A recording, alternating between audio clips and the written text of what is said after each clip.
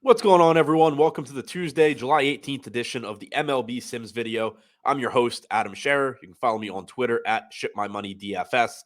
And we have a 14-game MLB slate tonight, including a Coors Field game. We're going to take an early look at what we're getting from the MLB Sims tool. And as a quick reminder, if you are unfamiliar with how to use this right out of the gate, I made 2,000 lineups in Fantasy Cruncher, made sure to get my exposure similar to our ownership projections, upload those lineups here.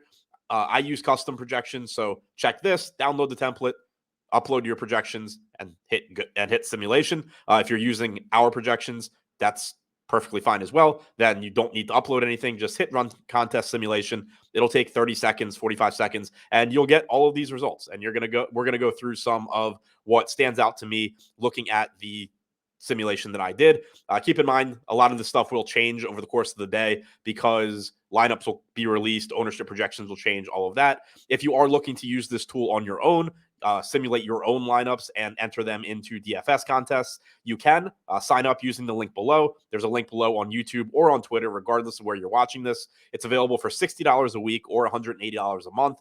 And whatever your baseline is for DFS right now, it will make you better, whatever better means, based on where you're at right now. But this is about as good as you can get as far as combining all of the information that we talk about on shows and in our content, projections, range of outcomes, ownership, all of that.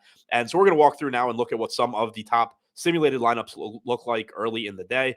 Here first, we have a 5-man Houston stack, and that is going to be a theme as they are the road team in Coors. They're cheap. They're the top value stack today. They're the most likely stack to succeed in terms of runs scored. So we have a 5-man Houston stack, 2-man San Francisco. The Giants are in a good spot as well in Cincinnati.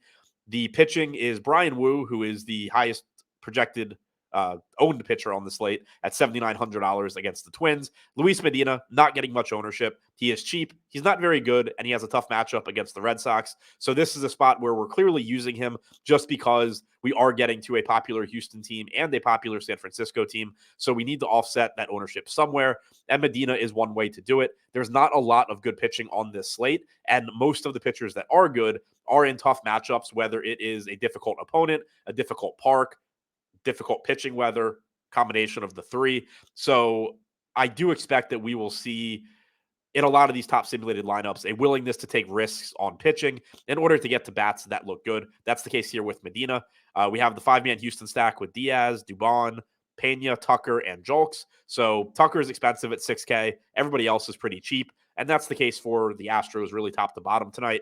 We have the 2-man Giant stack with Wade and Peterson going up against Luke Weaver in Cincinnati. They both look fantastic, and neither one is very expensive. And then we have a very high upside one-off here in Austin Riley. The Braves are also one of the top stacks on tonight's slate. So Riley projects really well and is a very strong one-off. Here we have another Houston stack with the Cubs. You'll see we don't have Wu in this lineup either. We do have Medina still and Taj Bradley. Bradley is $7,300. Not getting much ownership, but a very, very good pitcher in a tough matchup against the Rangers. He's the kind of guy I do like to target on these slates because I'm not sacrificing upside. I'm just sacrificing median projection, and I don't really care. As far as the stack goes, again, we have Diaz, Dubon, Tucker. In this case, we have Bregman and McCormick instead of Julks and Pena. Perfectly fine with that. Horner and Suzuki, reasonable plays from the Cubs. And then we have a Vlad Guerrero one-off, clearly massive upside there. Here we get a 5-man Chicago Cubs stack with 2-man Houston stack. Medina, again, with Carlos Carrasco, who is $6,300. He is likely to be the most popular value pitcher today. And again, he hasn't been good at all this year. He's probably going to be better going forward just based on his track record. Has a decent matchup tonight. And so we get the 5-man Cub stack with Diaz and Tucker. Shohei Ohtani one-off against Domingo Germán. Always going to be happy about that. Getting away from Houston a little bit just to see what those lineups look like. We have Cleveland and San Diego, Cleveland and Kansas City. Luis Medina is still showing up a lot. I will say that's the kind of thing that, we saw it yesterday with Jordan Lyles when I did this video. He was showing up around 25% of the time. I ended up getting, I think, 5% by the time the slate rolled around. Now, obviously, I wish I had more because he pitched really well, but Medina is the type of play where by the time you get to lock, you might be over the field, but you're probably not going to be getting as much of him as it seems like we are in this early simulation. Now, looking at the stack exposures and player exposures, we're going to quick favorite the top 150 lineups here, go over to exposures. The five-man Astros are showing up 53% of the time. So this is a case where if their ownership projection increases as the day goes on, you'll see this come down. But right now, the Astros just aren't projected for enough ownership for them to not be the clear top stack.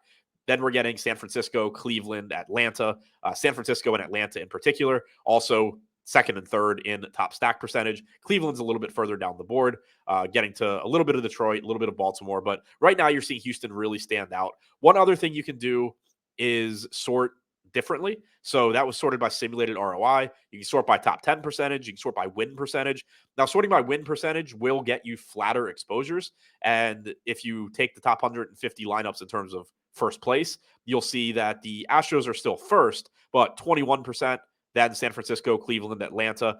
These other stacks just coming in a little bit higher at the expense of the Astros. But that's just worth taking a look at. I think it's a reasonable metric to use in your largest field tournaments. For example, tonight on DraftKings, you have a $15 buy-in, $100,000 to first, $25K to second, $10K to third, and $5K to fourth. If you're not getting first, you're not to say like I wouldn't want 25K, but you're really playing for first place in that tournament.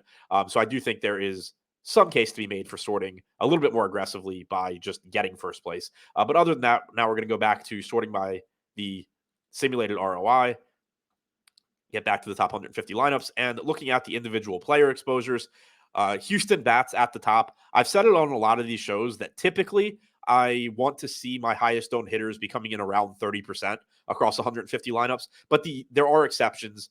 One of those exceptions is a slate like tonight where Houston is just far and away the best offense. They're facing either Noah Davis or Matt Cook or some combination of both in Colorado. Those guys are both bad. The Rockies bullpen is bad. The Astros are good. The Astros are cheap. It's just such a clear top stack that right now, at least, the ownership, even though they are projected to be the highest owned team, it's just not high enough. And the biggest advantage is to just play more of them. So we're seeing a lot more exposure come into these guys. Brian Wu, 47% exposure, 41% projected ownership. That's not surprising. He's, pretty much in line with the field. He looks like the best, if not one of the best pitcher plays today. Luis Medina, 34% at 4% ownership. Again, this is something where ideally by the time we get to lock, and most likely by the time we get to lock, it's not going to be a massive stand on Luis Medina. It's likely to be mixed around where, maybe you're over the field on Medina, you're over the field on Lynch, you're over the field on a lot of the pitchers in that price range that are low owned because it's letting you make very, very good lineups and it's helping you save ownership at a relatively weak pitcher position today. But Luis Medina specifically, there's nothing special about him. He's not a great player or anything like that. So just want to get that out there. I think I'm looking at this more of like a placeholder where it's telling me that using these cheap, low-owned SP2s is a good idea. Doesn't have to be Luis Medina all the time. Probably shouldn't be Luis Medina all the time. That's something that'll probably change as we get closer to lock. More Houston bats. Ronald Acuna, obviously great. Getting over the field on Bryce Elder, 7,800, only 7% owned. Not a great matchup against the D-backs, but again, there's not a lot of pitching to love today. And his price tag has finally come back down to earth, getting to some Guardians, some Giants. So, pretty much what you'd expect. A lot of good hitters here as far as our top exposures. So that's all we have for right now. Again, there's links below this video. If you want to sign up, use this for your own DFS lineups. It will make you better. So check out those links if you're looking to do that. Otherwise, hope you enjoyed the video. Thanks for checking it out and good luck on your lineups tonight.